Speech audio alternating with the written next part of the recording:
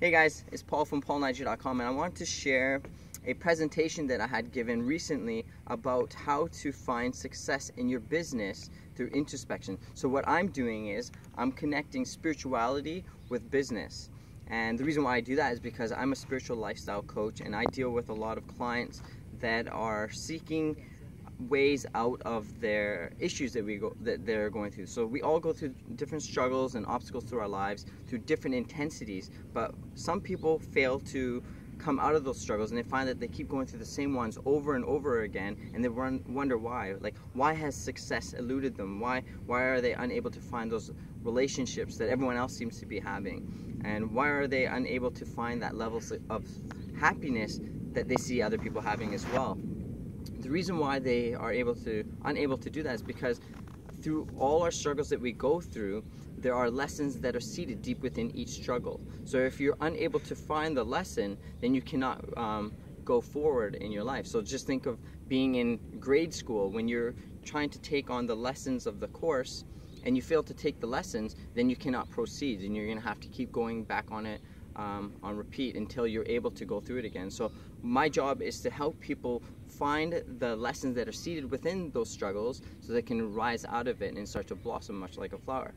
So my methods of using or connecting the individual with their lessons is through various spiritual practices that we do, meditation or breathing. I'll get back to that later on, but first I want to talk about the most important part of developing a successful business plan.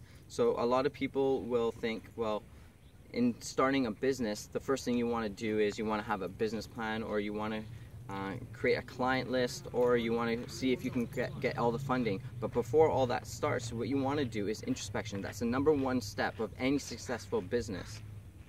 And a lot of people will fail to realize that, and they will struggle to find that success in their business, and they will also feel very unfulfilled by the work they're doing. So, the whole part, if you're starting your own business, you want to be fulfilled. You're no longer working for someone else. You want to be doing something that actually makes you feel good.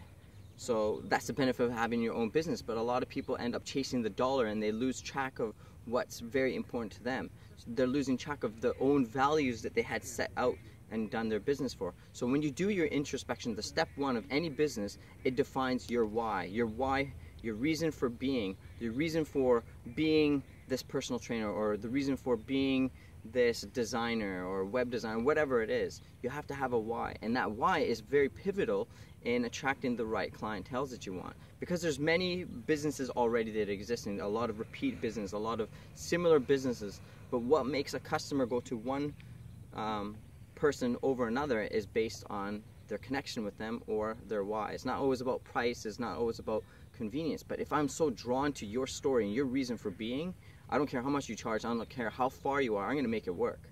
And that's a crucial step to your business, introspection. So I have a friend, I had asked him, he'd been running a non-for-profit company for many years, and asked him, well, what's the most important lesson that you had learned in your business? And he said, stay true to your mission statement. I go, okay, so what do you mean? He goes, well, when we wrote our mission statement, initially, we had all these ideas that we wanted to have in our business as our foundation, and we had an idea of our clientele that we wanted, but as things started to move along, we started to mold our mission and our services towards each individual client, which is fine, it seems like. However, he goes, they lost their reason for being. No longer were they satisfied. They couldn't be fulfilled by what they were doing. They were just like all over the place. So they lost their authenticity. They were just trying to be everyone, and instead of being their own selves. Rather than being the shepherd, they were being the sheep. You know what I mean? So he said that was a huge lesson that he had to learn. Their business ended up folding over time.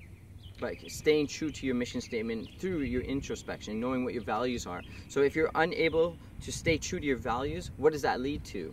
It leads to stress, an unsatisfied life. So stress is a huge portion of a lot of entrepreneurs. Like 40% of entrepreneurs lay awake at night based on this stress. You know, so stress, it inhibits your ability to see things clearly. It inhibits your ability to be able to fine-tune your craft in a way that will provide the satisfaction for your clients.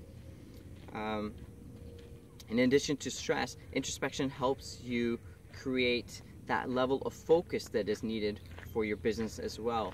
A lot of people, like I said, they try to move and cater their craft for each individual, each client. But what happens is they're diluting their talents. A lot of people want to be a jack of all trades but a master of none. I have a friend, actually, he started a business in one field, and as he was doing it, he kind of branched off and started studying something else. And I go, well, what happened with the other business? Why did you move away from it? It sounded like it was really good. And he said, well, it wasn't working out that great, and you know, like, I guess he had lost patience, and at the same time he had lost belief in his own self. I go, the reason why you were unable to find that success in your business is because you were working that business part-time. So if you're working part-time in that business, you can only find part-time success. In spiritual terms, we have this word called totality. So when you are total in something, that means you're going all in. You're giving it your all. If you're only, you know, just going to the ocean and you just want to dip your toes in the ocean and get your toes wet, you're not going to get the true feeling of the ocean. Until you actually dive in and through totality, that's when you're going to find, you know, you're fully absorbed by the ocean. You're going to feel good. You're going to feel like, you know, part of it, instead of being, you know, too safe or, you know, just being scared. You want to be total. You want to jump in right away. Yeah, and then so what are my methods to connecting an individual with their introspection? So there's different methods that you can use, like writing it down, writing that list of what it is that you find valuable in your business. Like, what is it that you want to share? Like, what is your unique quality that you're offering? But it's funny, as a writer myself, we had a task in our mastermind group, and they wanted us to write down our vision 10 years into the future, and money aside, all possibilities aside, whatever you can think of, write it down and then write goals to support you moving in that direction. And I was like, okay, that seems easy enough. I write all the time. But I had trouble. Writing it down, and I was like, well, what the heck? This doesn't even make sense. Like, I should be able to do this. I do this every day.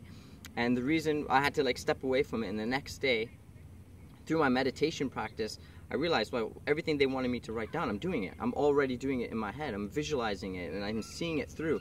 But it was I was having trouble when they had mentioned it. I guess my mind got all busy and all excited. So what I do is, instead of writing it, I will have to start with calming the mind first. A lot of times we get too anxious about doing things, too eager, that we are unable to focus on what exactly that we need to do. So starting off through meditation. So a lot of people perceive meditation as something that's reserved for religious fanatics or those yogis that are in India who are in the loincloths or whatever.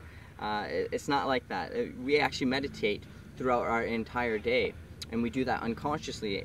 Any daydream that you go through and you're kind of zeroed in and zoned out from whatever it is in front of you, that's you're taking on a meditative state. Also, when you're writing or you're drawing or you're running so fast on the treadmill, you think about anything else, you can't. You're going to get launched off that treadmill. That you're going zeroed in. So that's a deep state of meditation that you're tapping into. Also, sleep is a form of unconscious meditation. So the difference between when you actually sit down and you're actually putting time and conscious efforts towards what you're doing, that's conscious meditation. And when you're able to do that, you're able to better connect with who you are and what you're actually here for in this lifetime. And a lot of people will always ask me, well, when I sit I do my meditation, my mind just travels. I'm getting pulled in all sorts of directions, and I'm thinking about what I got to do and what I've done, and I'm everywhere but here. And that's the key to calming the mind. You need to be present, because a lot of the stresses that we have do not exist in this present moment. So if you listen to Eckhart Tolle or Ram Dass or even Deepak Chopra, they're always giving value to being in the now, the power of the now, right? It's the only time that you can control. You can't control what happened. You can't control what's going to happen. You can control where you are right here. So to divert the thoughts to the present moment, I use breathing techniques. So the yogis in India, they've been using breathing techniques for years to empower their mind and to empower their ability to stay within the present moment. So they call it pranayama. It's a deep breathing practice. So there's various different ones. So as you do your deep breathing, what you end up doing is you start to divert your attention from anything but your breath, because your breath exists in the present moment. So if you follow your long inhales with your deep exhales and match them up, the same duration that goes in your exhale versus your inhale should be balanced. And so when your breath becomes balanced, so too does your body, and then your mind will also follow. Also, what you could do is, a lot of times we have a lot of stress, and like I was saying, the stress diverts your ability to find focus and enjoyment in life. Take time for yourself. It's very huge in finding success in your life in whatever form.